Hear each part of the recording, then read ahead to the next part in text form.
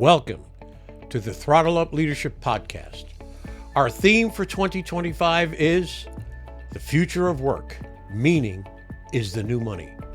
In a world shaped by rapid innovation and constant change, the pursuit of purpose and impact has never been more important. I'm Dr. John Dentico, your host, bringing over 30 years of experience in leadership, strategic thinking, and purpose-driven innovation.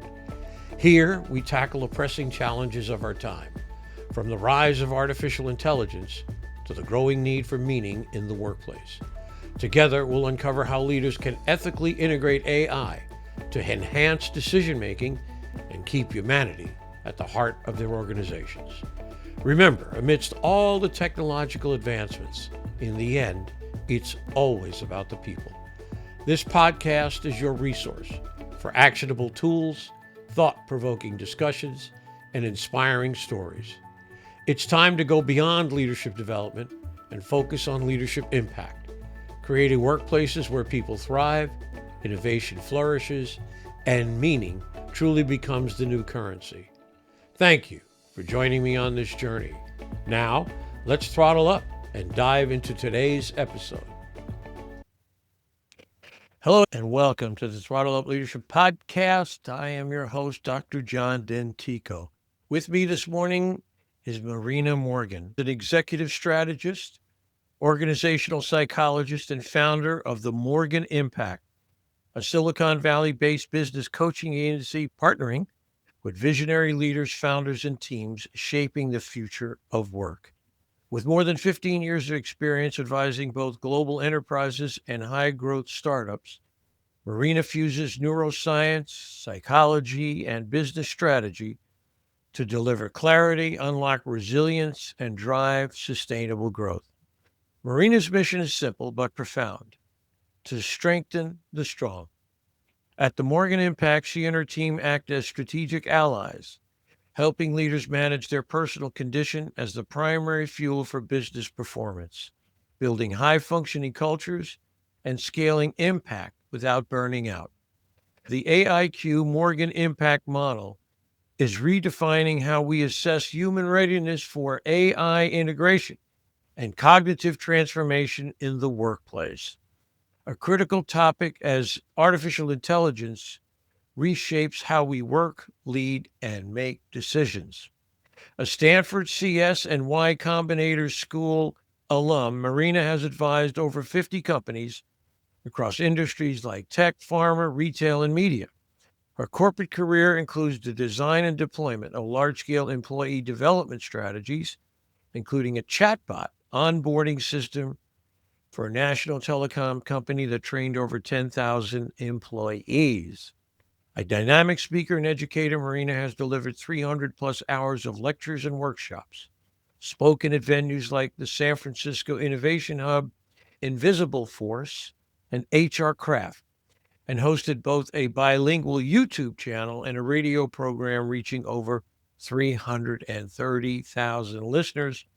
Whether she's guiding founders through scale, helping executives shift mindset, or speaking about leadership in the age of AI, Marina brings a rare mix of scientific insight, strategic rigor, and deep empathy, delivering transformational clarity with measurable business impact. I am truly pleased to have her here this morning on the podcast. Good morning. How are you? John, thank you so much for having me. I didn't expect such a bright introduction. I really have some regrets that I don't have a list of your achievements to introduce you. Anyway, I'm really happy to be here, and thank you so much for having me today. Oh, great to have you here. Don't worry about me. I'm here. That's all you have to remember. I am here. And it's great. So listen, I'm adding a personal touch to my podcast this year. So I'd like to ask you to start off with this question. Can you tell me a little bit about yourself? Where did you grow up? And what were some of the fundamental influences in your life? You mean make me myself, right? The question. Okay. Because I'm right now have some kind of scientific approach for understanding of the person's personality, my answer will be a little bit boring, but in my opinion, it's truly enough. Because I believe that those that make us ourselves is the combination of genetic and personal adventure. So, I mean, with what we were born and what influence for our neuroplasticity, the architecture of our brain that make us us.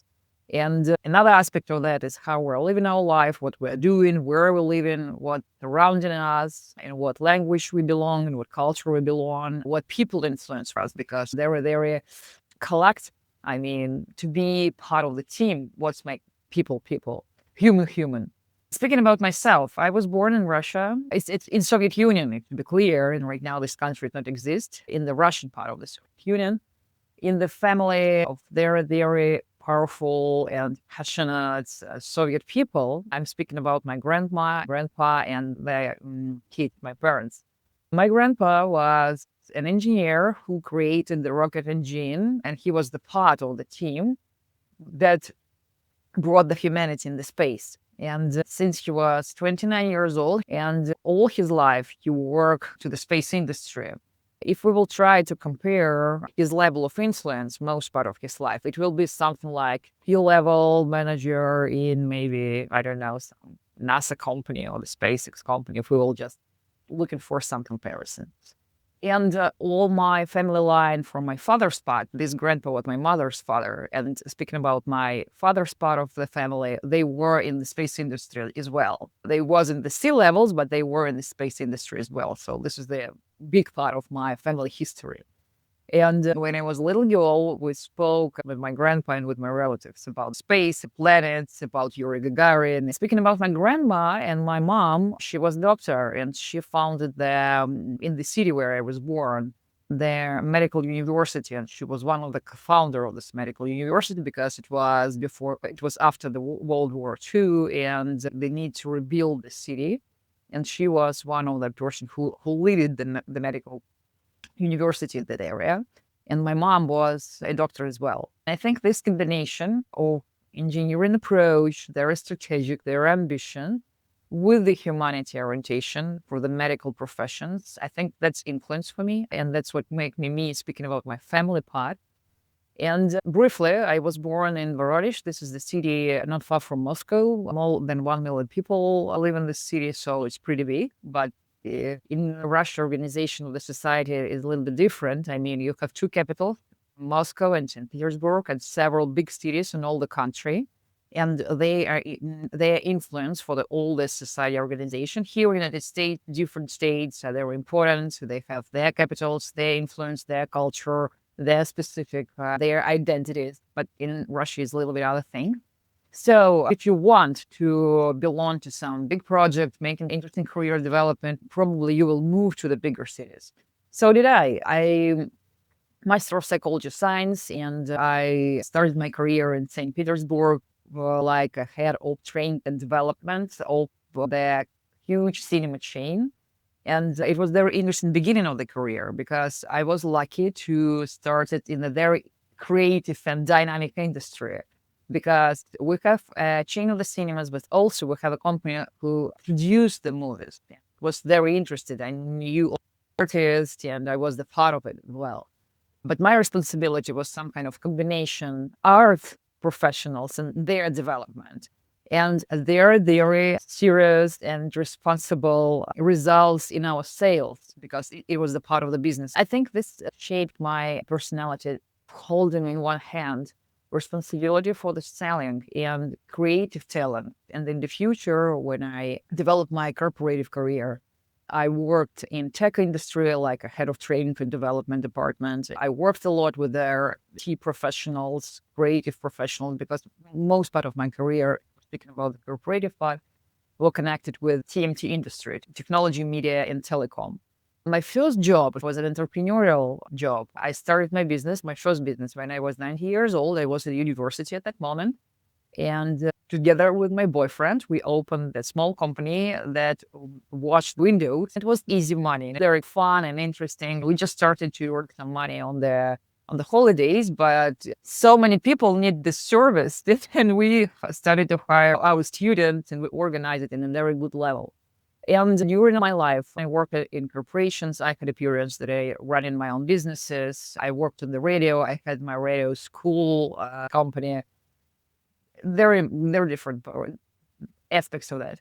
And then I was close to 35 years old. I already was in a top position in the biggest technological company in Russia. There were 300,000 people in this company. You mentioned the chatbot for the salespeople. It was in this company.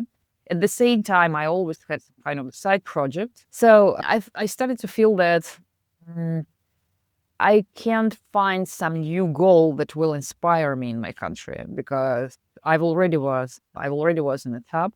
And I started to thought maybe I should go to the business part, like I don't know, head of product, like that, where maybe need to quit and open my own business. But I already knew the market very good, and I understood that my perspective there is not very inspiring for me.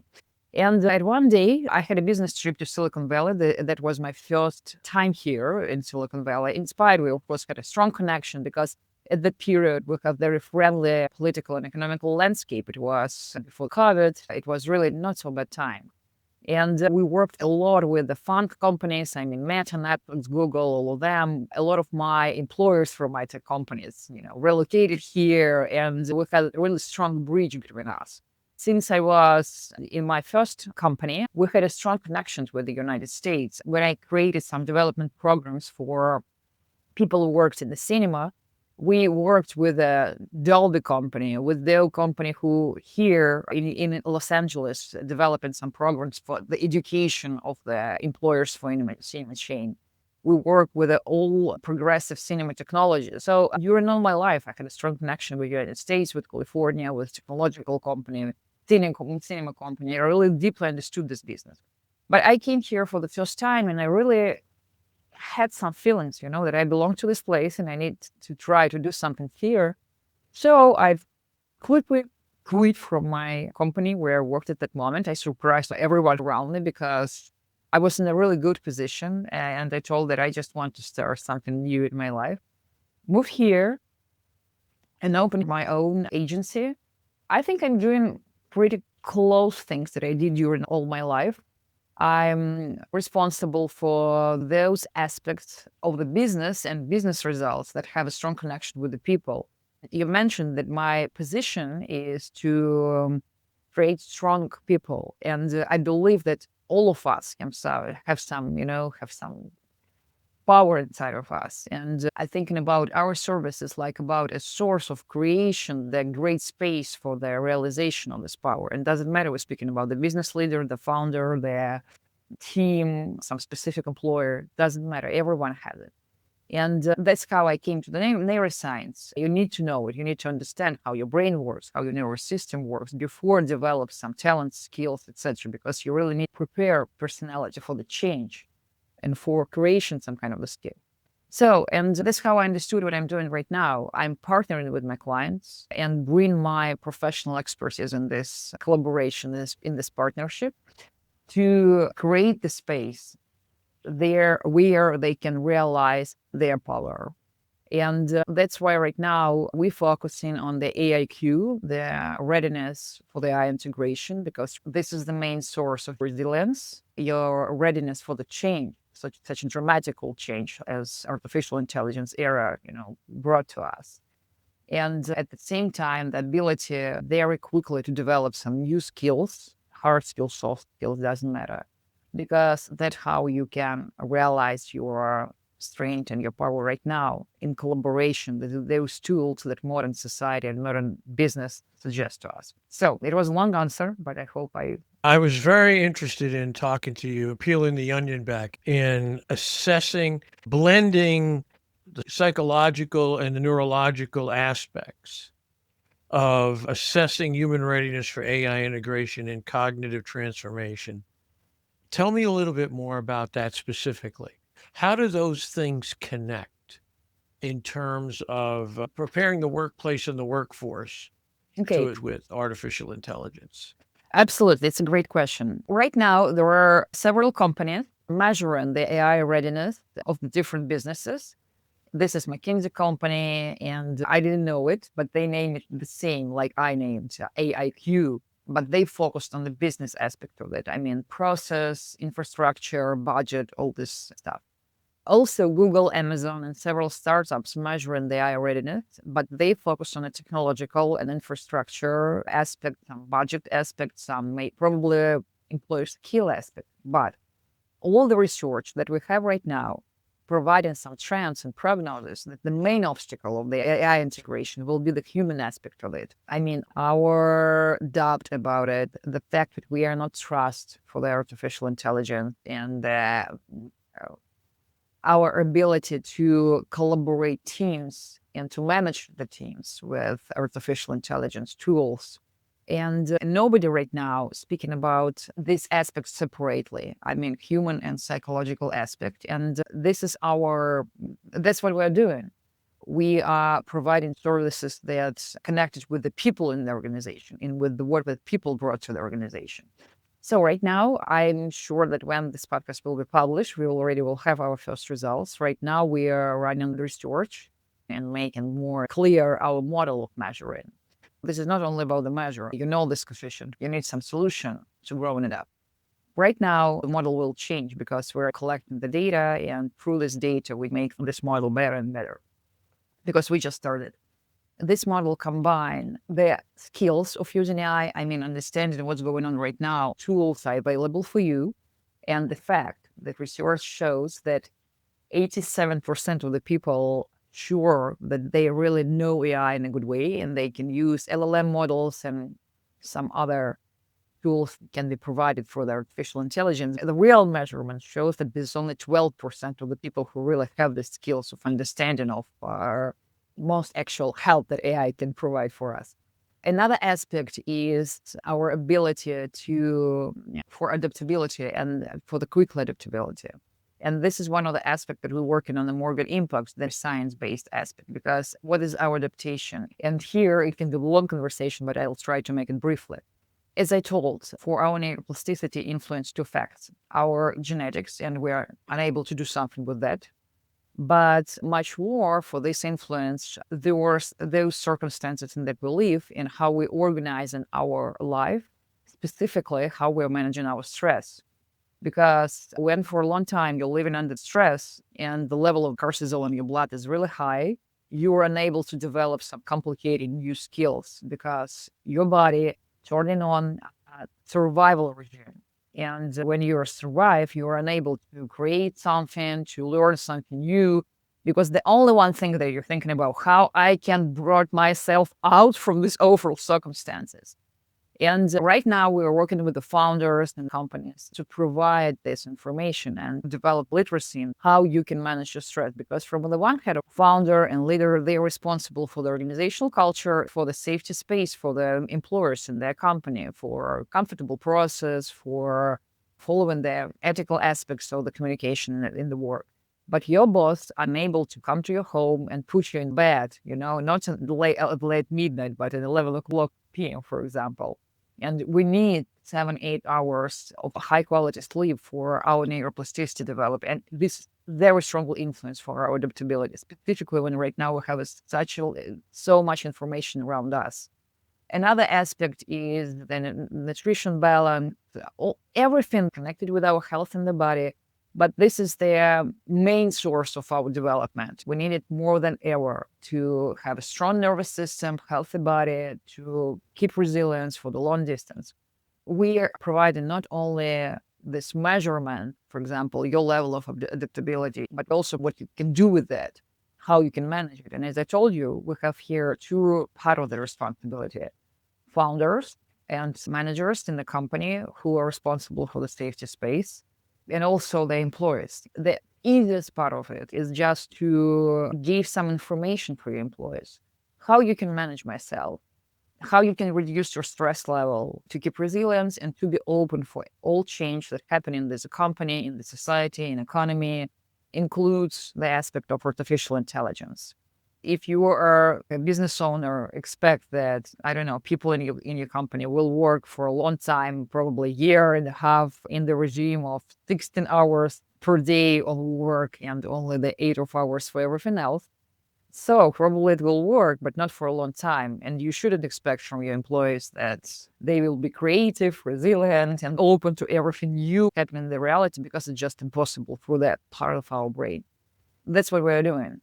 Both sides, founders and their teams, and we're providing this information. We can make some assessment to understand what's going on.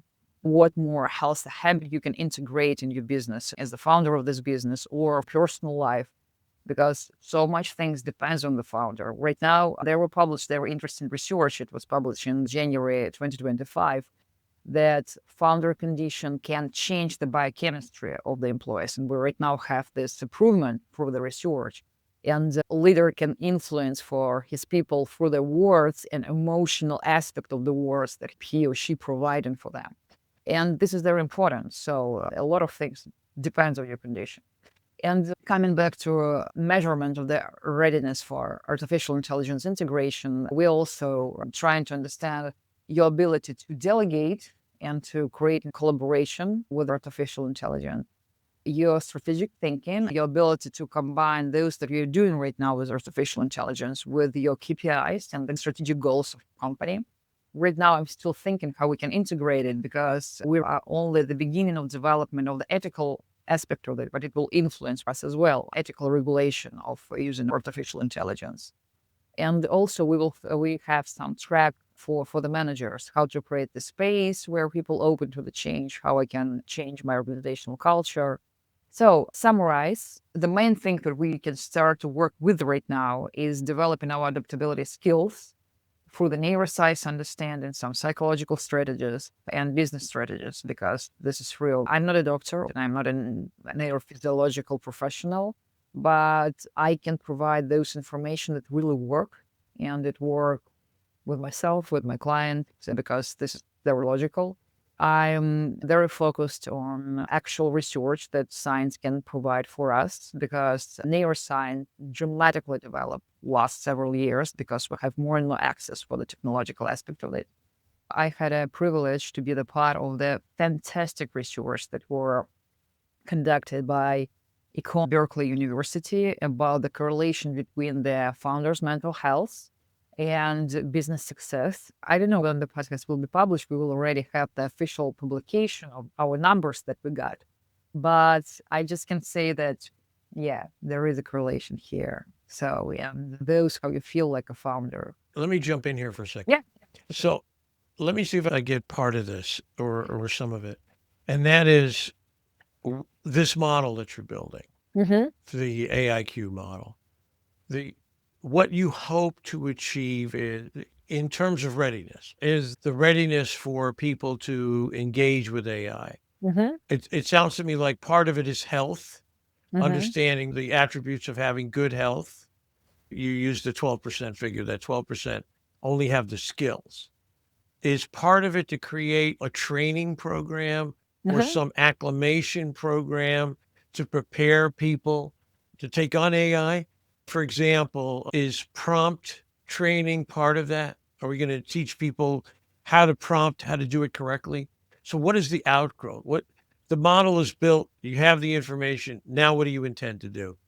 Yeah, it's a great question. And you're absolutely right. Part of it is about the health. It's more about your understanding how your nervous system and your body works and how it influences for your adaptability and develop some habits that you really need to keep resilience and be open to change. Right now, evolutionary, it's impossible for us to change with such a speed, but we need to change right now. And that's why developing all the skills should be our priority, our adaptability skills. But this is only one of the aspects. Another aspect that I more can name like organizational behavior or organizational psychology aspect, this is about the collaboration and delegation, because the ability to delegate some tasks, this is one of the most common problems for all the businesses, because we're trying to take everything under control. And again, right now, if you will trying to keep everything under your personal control, of course you need it because right now LLM models, they're still development and you shouldn't trust it blindly. You should to have some processes that will allow you to make the fact checking and to be sure that everything is great. We already have a lot of funny cases, like for example, law firms that created some documents with the OpenAI and go to the courts, and there was a dramatic mistake. Like, for example, they mentioned those cases that didn't exist because OpenAI just created it. And that's how it worked. They're not from the fact. Anyway, OpenAI has a tendency to hallucinate. absolutely. But that's how the model works. And you again should understand it, that they are not looking for the right answer. They just trying to guess what's the next word will be falling for the previous word. And again, you need to understand how it works. But okay, most people know tools that exist through the very, bright names like OpenAI, maybe Gemini, maybe Perplexity or something like that. But we right now have hundreds of the different interesting and amazing tools that can be very focused on specific that you are doing. And probably most of them based on the OpenAI model, but they oriented to your specific need that you can use for make your job result better.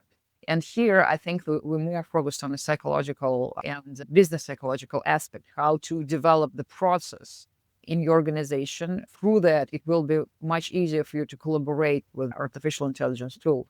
How to manage the hybrid teams, because this is what the leaders need to do right now to understand how they need to manage those teams that combine human and artificial intelligence. Also, there is a big direction. We didn't touch it right now with you in our conversation, but it's the robots. Because, for example, BMW already have a contract with two companies. One of the companies providing robots here in the United States and another one in China. They are making robots and they already want to replace part of their employees through the robots.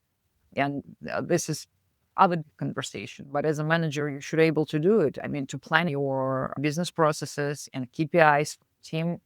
Keep in your mind that you have robots in your team, for example, an artificial intelligence employee. This is more about the business. And we didn't have any cases for that. This is something we will need to create.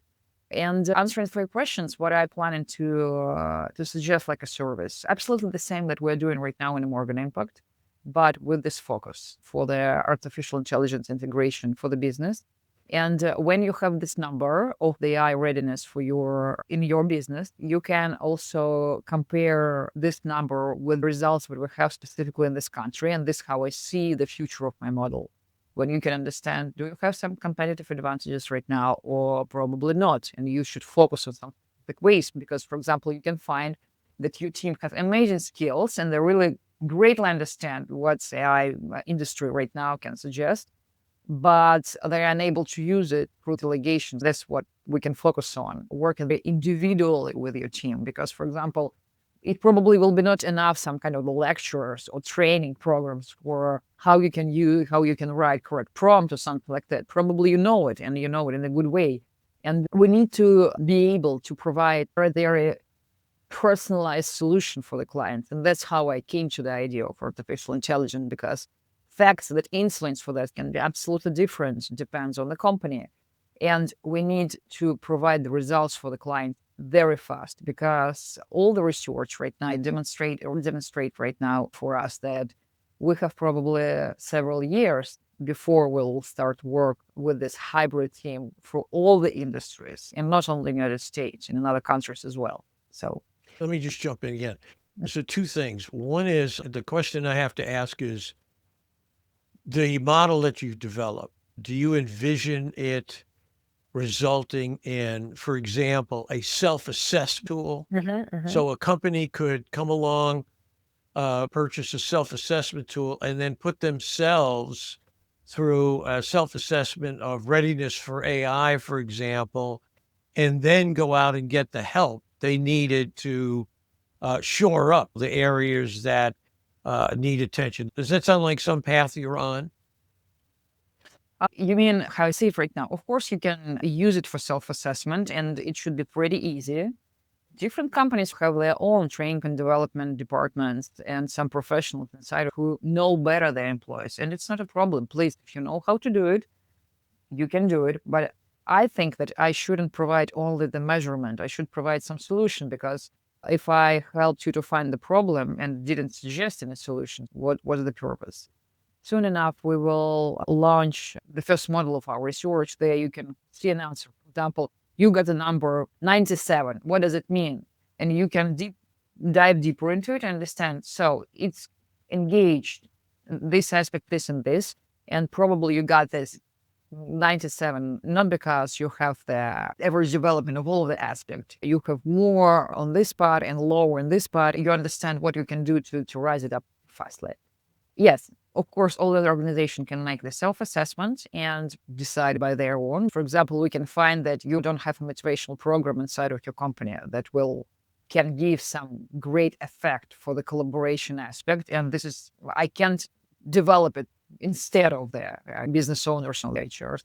I can just provide this information. I can be part of the team who are developing this program, but this is their responsibility. Yes, that's how I see it. Okay. One of the points I thought was interesting that you pointed to, and I want to focus on this for a second. You seem to, as I recollect, that one of the more difficult areas to focus on is this notion of collaboration. And it's so interesting to me because what I have said about AI, and I just completed my artificial intelligence management professional credential. I dove into that area to learn more about the ethical side of it and different things like that. From a leadership perspective, which is the area that I spend a lot of my time with, I'm seeing what I see in the future because of the end of COVID and people wanting more out of a job than just a paycheck and the loss of institutional trust, certainly AI, is that the old hierarchical models of leadership are being shredded. Now, real collaboration has to occur. We have to do better at that because if you ask the simple question, who's the smartest person in the room? It may just be the people who have become very good with prompting an AI tool and are looking into the future, taking what exists today and extrapolating that using foresight into the future and creating new pathways or new ideas that maybe the organization itself hasn't come upon yet. So tell me a little bit more about the difficulty that you see with collaboration. It's a great question. We are right now not in the prompt stage of the evolution of AI. We are focused on AI agent, the combination of different AI tools and prompts between them. It is very interesting. Are you using artificial intelligence tools like OpenAI, for Me? example? Yeah, you personally. I I use am. an account on ChatGPT and I pay my 20 bucks a month. I've shut off the switch that says train the rest of ChatGPT. I have a number of items, my book, and several other things that I've written and uploaded. It's sort of getting their arms around who I am. And I haven't used much, but I also have a subscription to Perplexity. And I haven't used that as much. Do you feel the differences? I mean, you have communications with OpenAI and Perplexity, for example.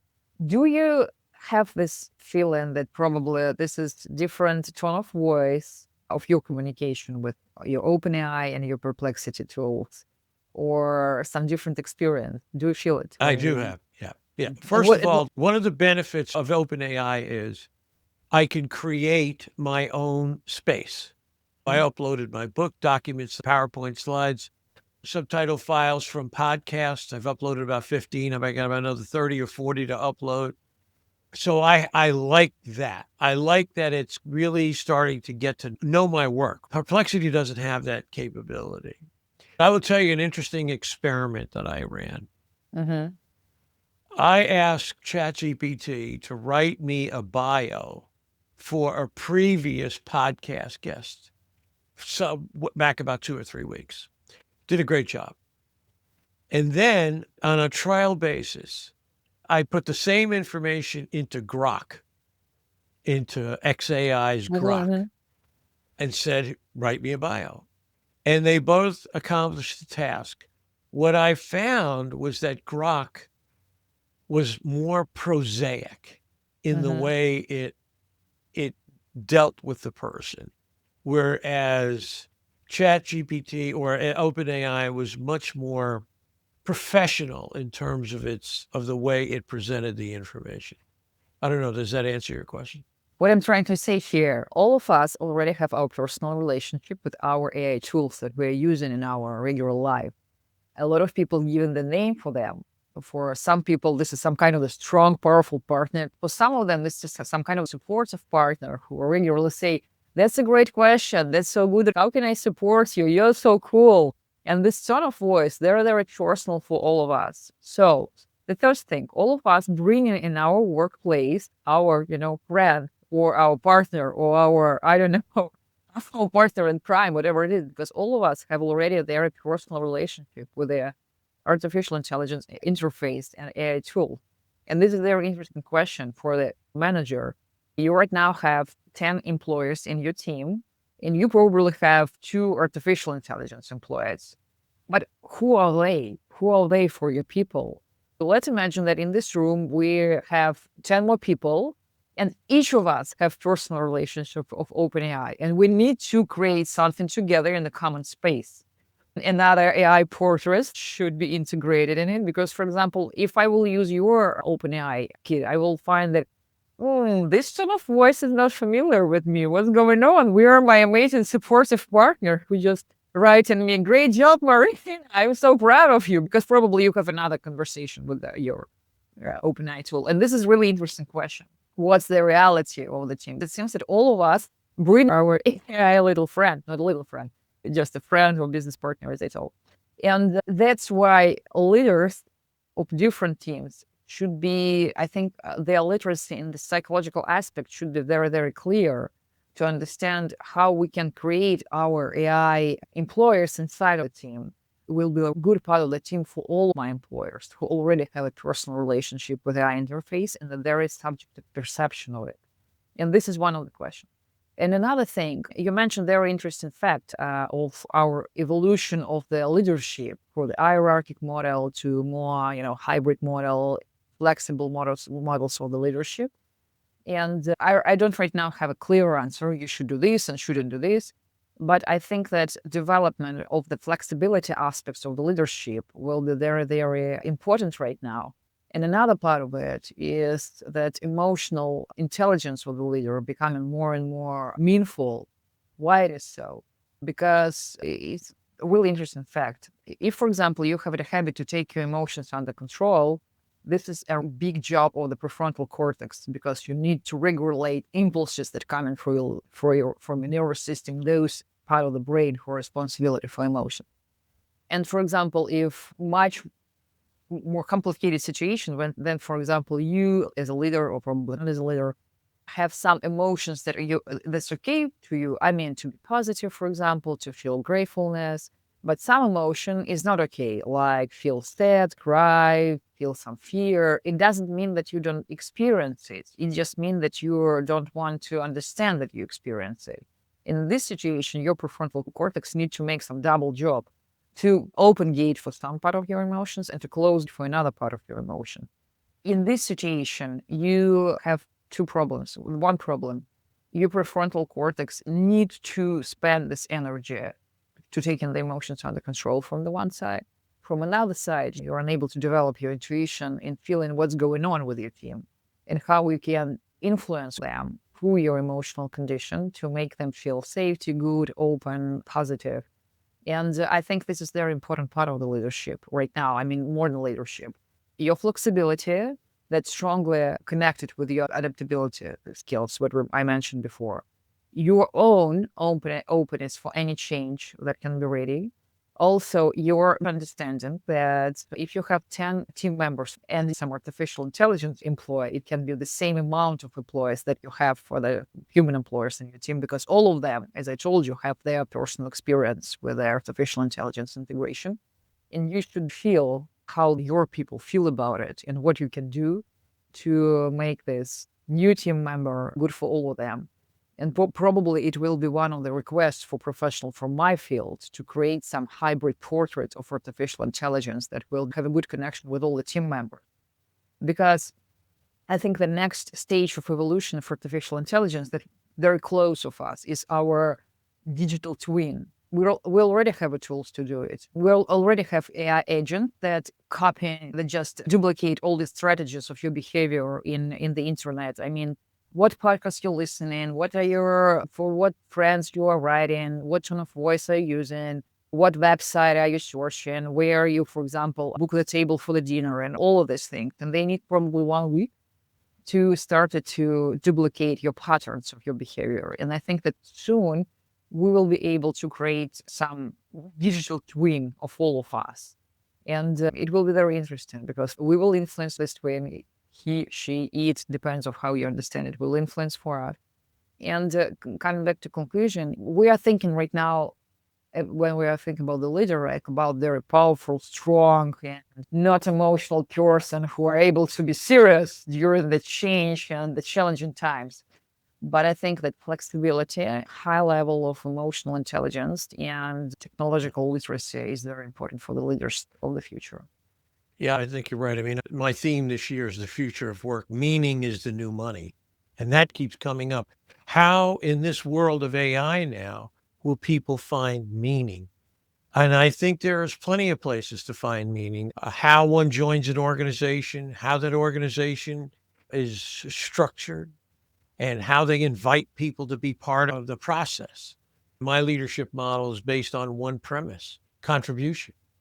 We got a problem, we got an issue, who would like to help? So that's always been my perspective.